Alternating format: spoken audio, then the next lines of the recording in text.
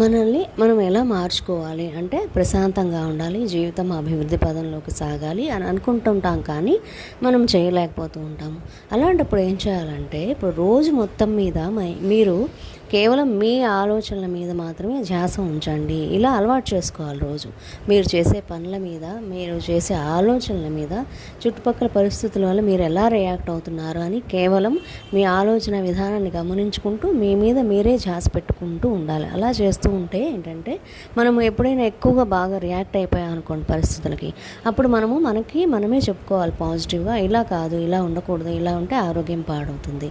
కాబట్టి ఇట్లా ఆలోచిస్తూ మీ మీద మీరు ధ్యాస పెట్టుకోవడం వల్ల మీరు పనులు కూడా హడావుడిగా చేయకుండా చాలా ప్రశాంతంగా చేయడం అనేది మనము గమనిస్తాం అన్నమాట. అలా అలవాటు చేసుకుంటూ ఉంటే కనుక ఖచ్చితంగా మనల్ని మనం మార్చుకొని మనము ప్రశాంతంగా జీవితాన్ని సాగించవచ్చు, అభివృద్ధి పదంలోకి తీసుకువెళ్ళవచ్చు.